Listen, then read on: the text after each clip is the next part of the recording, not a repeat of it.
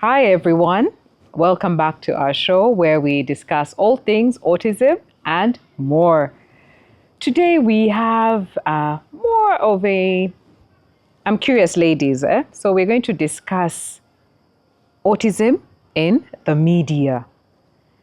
And I think this we can say that a lot of you have probably watched shows, you've had or seen or read what autism is depicted like in the media.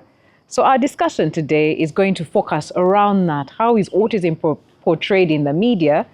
And is it what we know only? And is it the sole truth? And are there benefits to how it's portrayed? Is there a downside to how it's portrayed?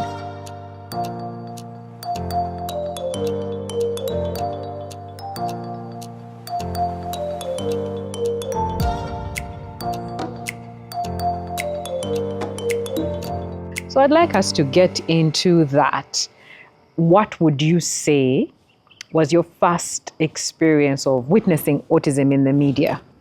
And the media, by this, can be broad, whether it's on the radio, in print, on TV, or in a movie. What would be, if you can call to mind, what was your first inkling that, oh, this person might be autistic, or they're portraying that person to have autism? I think my first encounter, I actually did not even know that it was autism, but it was was it a Bruce Willis movie? There was a movie of a child who had to crack a code for a robbery to happen. I remember, the one who remembered all the numerical things. Yes, I think that was my first encounter. And later on, when I got to learn of Yona's condition, then somebody told me, oh, like the other guy in the movie, those guys are geniuses. They're very good with numbers. They're good with this, So I think that was my first encounter of the media in the movies. But the feeling was you get used for the powers, for lack of a better word, the gifting that you have. Yes, they use it for negative reasons. Yeah, which of course is not good. Yes, you're a genius, but then now in the movie it's being portrayed to being used for something that is not right. Yeah. I think that's like there's a movie that also came out called The Accountant. Yes. I think even that one was portraying somebody with autism, but also good with numbers.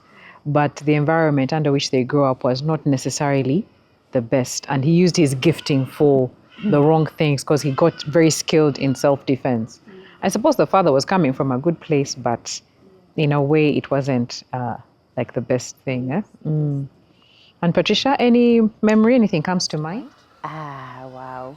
I let me see. Like, I've watched that film, the Bruce Willis film, and I think for me, it's the fact that I watched it before I understood what autism was, and that I watched it and did not register that it was autism. Yes. It's like the movie I Am Sam. Yes. I think unlike I like to refer to I Am Sam because it brought out all the possible challenges that a person can have when they have autism, and then to even depict what it's like to be a parent that has autism. Now that I look back, I look at that film with so much empathy and so much, it really stirs a lot of feelings inside me because of my understanding of autism, but I watched it before I knew what autism was. So even while it was being portrayed in the media, I didn't really learn anything about autism by watching that film. I just knew this is a gentleman who is going through some things. He has a condition or something, but it wasn't fully registered. It wasn't clear. Although that's not to say that I don't appreciate the effort that has been made to put autism into the media and stuff. So I think my biggest appreciation of autism in terms of its portrayal has been mothers who share their journeys on social media. Mothers who give us raw content about things they went through with their children, who have shared with us journeys where you feel like you've really also raised the child with the mother. And again, the reason I'm able to appreciate the content is because I'm directly affected by autism. So I don't know how you balance yes, and also in terms of it's creating awareness and providing knowledge to people about the condition. I don't know how alert people are to it. I think things have progressed since. With series like The Good Doctor, everyone always asks what's going on, and then in the series, they explain that, oh, this is, doctor, this person who is on the autism spectrum disorder. Like, it is explained, so there's background information. Yes. So I like that, and I think that, to be fair, it's a series, so it's a longer period of time in which to explain the different challenges that someone will face when they are going through autism and stuff. But so that's just generally speaking in terms of the idea of autism, or knowing what autism is as portrayed by the media. When we get down to things like the accountant and exceptional people, and the gentleman who looks at a landscape for 20 minutes and he can redraw it, and I'm very happy for these people. I'm very happy for their families. So would you say that portrayal of this genius, or that, yeah? That rhetoric, they're always saying that the autistic people are genius, they're savant, the autistic savant. They're savant. Yeah. Okay, from one perspective, I understand what they're saying. They sometimes it is to say that, because our children might not excel in every aspect of their lives, we should allow them to concentrate on what it is that they're interested in, because if they focus their energy in a particular place, they will harness, they'll do their 10,000 hours. True. And be exceptional in that particular field and stuff, which, by the way, applies to also neurotypical children, just FYI. But I understand where that is coming from. I see where their heart is in terms of telling us these stories. And it's true, the success stories have given us a lot of encouragement. I mean, knowing Einstein had autism, knowing, what's the name of that director in Hollywood that has autism, the one of Copper's Bride or something? Cop's Bride. There's this quirky director in Hollywood. The different people. Tim Burton, yes. Copper's. Tim Burton. Tim Burton of Cop's Bride. And all these people, all these exceptional people who have autism, it's kind of validating, it's encouraging, but it's also not necessarily realistic to everybody's experience of autism. And then, when you're trying to find a cure for autism, sometimes you can also hide behind that need to find out what they are savant at, what they are gifted in, and then if you don't find it, then you feel let down. Like, what kind of autism does this one have? And it's so important for us to understand that autism has many faces. That I don't want to say too much in a short time without breaking things down, but it's more, I think that we should look at these things, these examples, as a way to bring out the humanity in our children more than anything, as opposed to comparing them or having them to fit the same narrative. I think it's, and I was saying this to you guys earlier, I think it's important to also take on the examples of other people that are shared in full, like the full story of someone's experience.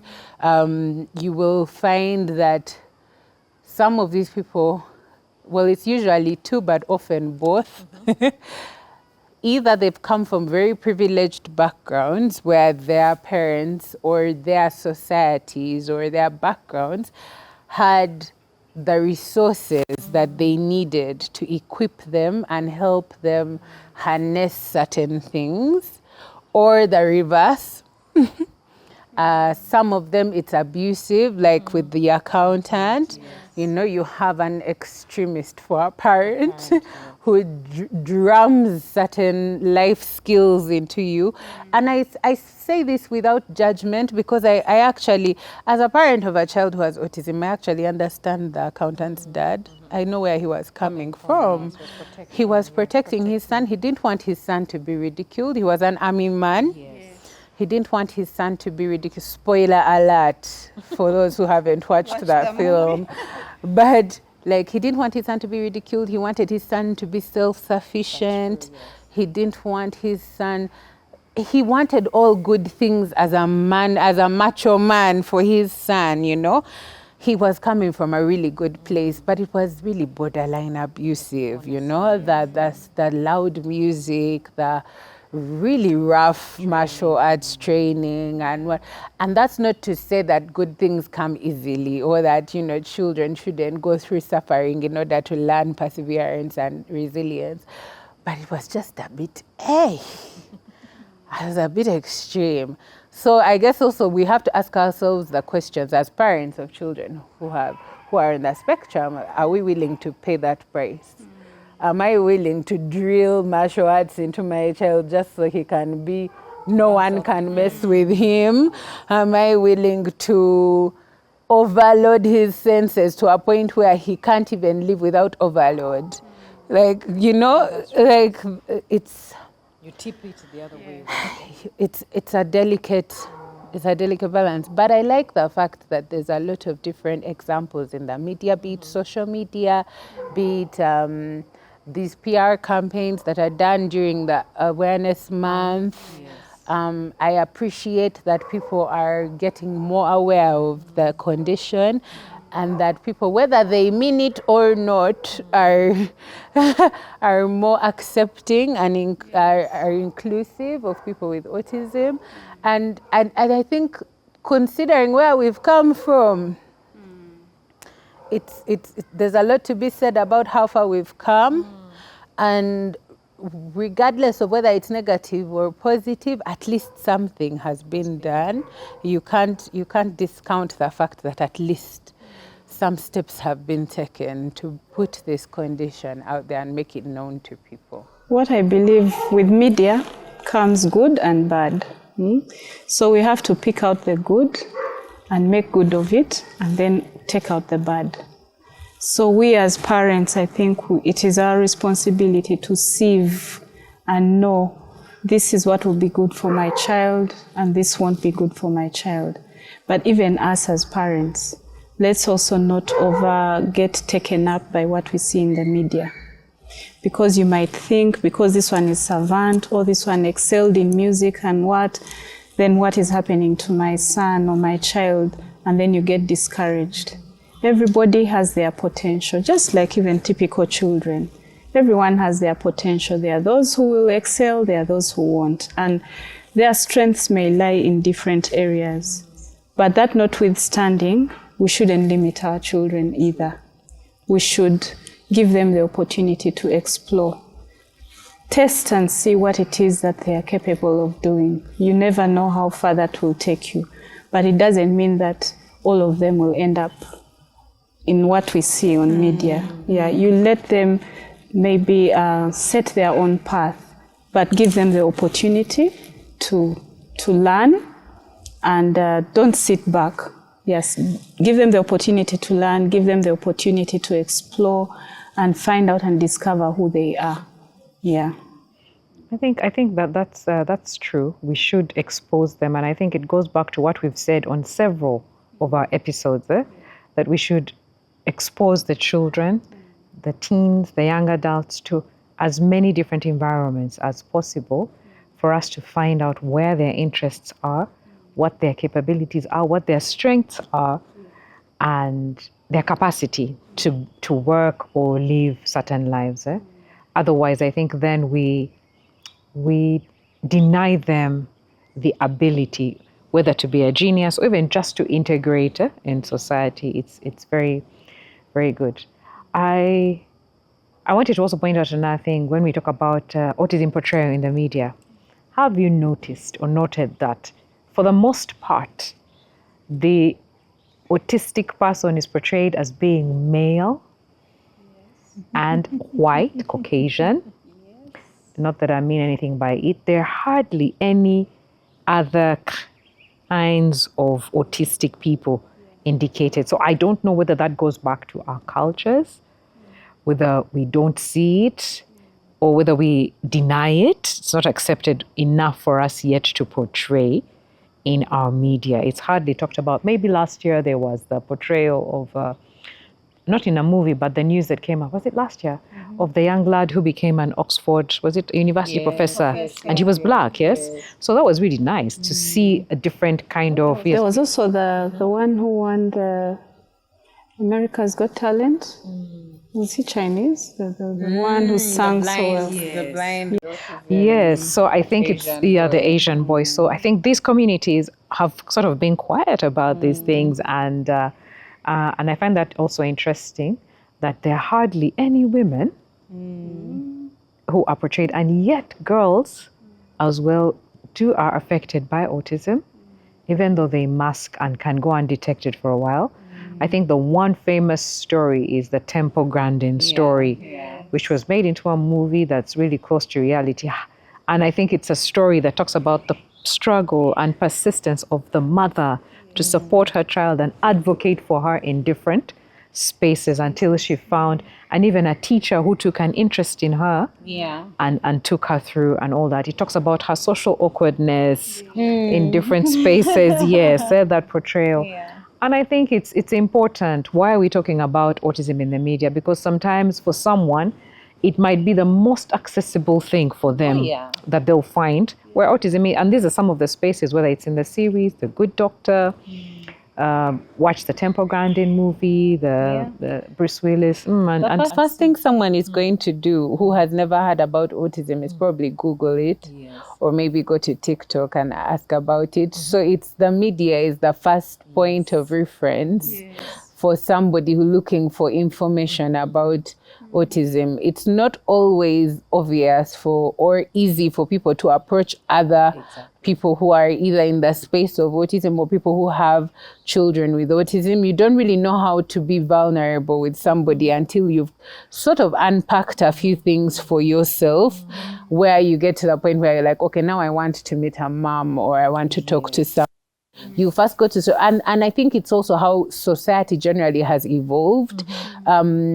I know this is a very bad example, but like even when you've been like diagnosed with like terminal illness and stuff, the first thing you do is go do some research on using media, basically, whether it's the internet, whether it is again social media, or you look for support groups and what. That's before you even share with people like close to you and say, guys, I've actually just recently found this out. So I think it's generally the way human beings behave, especially in the evolution of our society.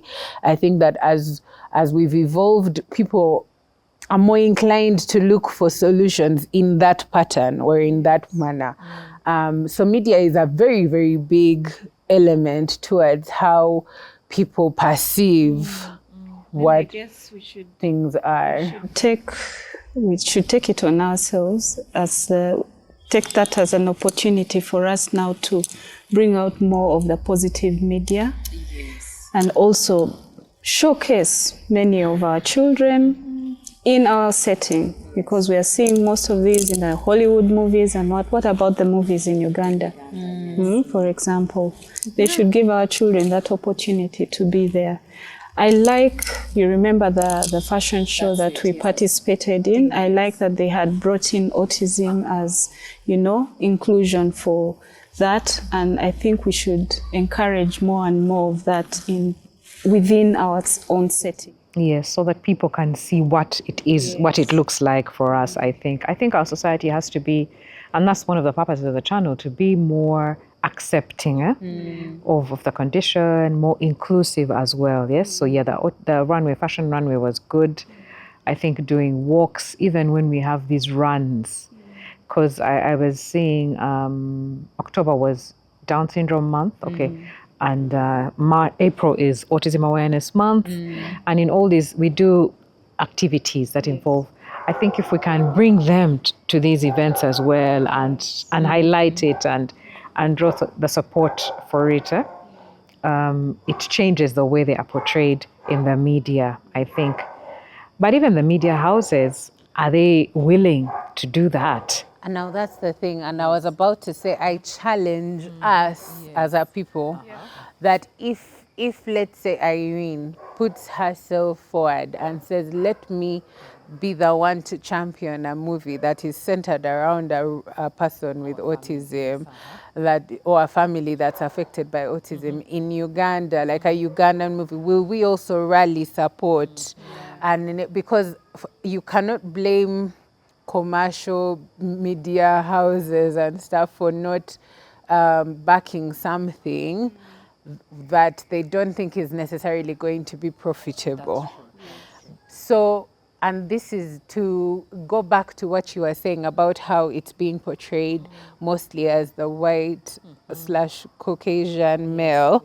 And I think since time immemorial, for one reason or another, which we shall not go into because we shall sleep here, very many things have actually been propelled by that demographic.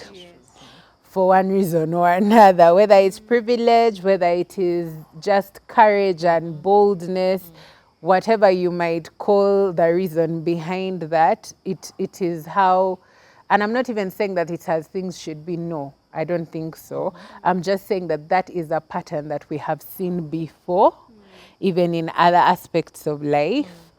And it, for me, it means nothing in terms of affecting how I go about portraying autism in the media. If we want to see people like us and people who have our stories, then we have to be willing to, first of all, take the leap and tell those stories or share or be the ones to bring those things up to the media. But also, as a community, we should be willing to support one another and propel these things. So let us, you get what I mean? Like, let us help ourselves in this scenario. I think it's also, like I had said, I liked that you brought out Temple Garden. I think it's the same thing. Of course, it's a much larger conversation, but I think it also comes down to the same thing. Women, generally speaking, have not necessarily been at the forefront of certain conversations in life. And I think we have had to fight for so much in terms of just the basic needs. Like, we live in Uganda, Africa, where not every woman is actually able, legally we are, but culturally not every woman is able to inherit property or able to go to school or able to work like a job or something. Now, if you can't do those basic things, what about championing a movement for autism in girls? If we're talking about how in Africa we are already facing an issue of myths and, you know, we are dealing with the stigma. People think it's witchcraft. Some people think it's witchcraft. Some people think it's a curse. Some people think it's, so we are already dealing with all those indoctrinations. And then you also have to deal with the gender issue in our cultural, in our cultural setup. So of course you're going to have, it has to, there's a ripple effect it will have on the girls who have autism. You know, and it's heartbreaking, of course. It's heartbreaking that all of this is standing in the way of people knowing that, because this is a human condition. It has nothing to do with your race. It has nothing to do with your gender. It is there. It's real. We all know that it exists now. So it's a shame if there are women who are out there and are not being heard and are not being supported in their journey with autism. But I think that, well, first of all, even being on a platform like this one, where we acknowledge the fact that even, you know, girls and females have autism in the, I mean, I would encourage parents who have daughters. We have a father who shared with us about his daughter. And I remember thinking, this is so cool, because most of the parents who we had engaged with or interacted with had sons with autism. I have a son with autism. Irene has a son with autism. But the father was sharing about his daughter with autism. And I don't think we even had enough time with that father, by the way, because now I'm thinking about that gender aspect, and I don't think we delved deep enough into that area. But thank God for people like him who are talking about it and being the voice for his daughter. So I think in terms of those demographics and those challenges, things will change as they have, and glory to God for evolution and the fact that as a human race we progress forward and never back. So that means that even one day that will change. We shall have more empowered women who are on the spectrum, who are also savants in one thing or another. I mean, Temple Grandin is a huge, huge inspiration to all people with autism, not just girls, but also boys and, parents and stuff. And even the fact, and I always come back to this because I'm always an advocate for parents and a pusher of parents. The fact that you brought out, Temple's teachers and mother, I cannot stress enough. It doesn't matter savant, not savant, exceptional, verbal, non-verbal. The role of a parent, of a caregiver in the progression of a child or somebody who is on the spectrum. Or any special needs. Like if you were ever feeling like giving up, use those media stories to just fuel you. To keep moving, because believe me, they have also been in the trenches. They've been in the trenches, they've gone through a lot. That Oxford guy, I always say, he learned how to read at age 18, but someone had hope in him and someone kept pushing him. I look at, that is such a challenge for me. Because I look at my son and him and his challenges with like maths and stuff. First of all, I understand the full privilege that I have to understand them and to not have like suffered with learning them. But then also I have to find it in me even when there's nothing, to believe that he's actually going to overcome that challenge, that he will learn the subtraction and division and stuff. And those are the simple things, but you literally have to get enough motivation or energy or fuel to just keep you pushing and keep you hoping. Because if you don't hope for this child, if you don't push this child, there's no hope in this exceptional story or savant story, or even a nice story of someone who you don't know, but had a really good, well-balanced life where he was loved and he was able to live independently or not, but he had a full life with what he could do. Yes. And for me, that's the success. The idea that you put in your very best and he was able to get out the very best. That's the goal. It doesn't matter if he's, your child is not a savant or what, but you as a parent, don't give up. You want to know that I poured everything I could in this child. And surely, whatever you'll have poured out, whatever effort you'll have put in, will result into something good. It may not be to the extremes of being a savant, but I believe it will result into something good. So let's rise to the challenge and not give up. For sure. So thanks, ladies, for this conversation. So I'll just finalize and wrap it all up. We're saying that most of us we'll run to media once we get a diagnosis, social media, we'll look up what autism is, we'll do research, we'll see these stories. And we want to just say that some might be scary, some things they'll tell you about the condition will be scary. And then some stories might be so positive and set the expectations high. We're saying pace yourself, balance yourself, use the stories, but use them to have hope. There are stories of hope that despite the challenges, non-verbal, poor hand motor skills, fine motor skills, no control, no reading, no writing at the early stages, that with continuous engagement and pouring into them, you can get beautiful things out of these difficult circumstances. So we encourage you that when you're looking at the media, balance your expectations. If your child is not a savant or gifted, a genius, as they call them, not to worry and not to stop because they're not in that direction, but to find where they are best suited, their best learning style, because it might not be the academic route. They could be interested in animals, take them to the farm. They could be interested in cooking, take them to the kitchen. Find that thing they do and help them to do it well and to benefit from it, to find purpose in it, to find joy and delight, to live a full life in that thing they're doing. So thank you for watching. Please write below in the comments, tell us, is it a topic we should talk more on? Are there different avenues we could go with this topic? Otherwise, please like, share, and subscribe. Thank you very much.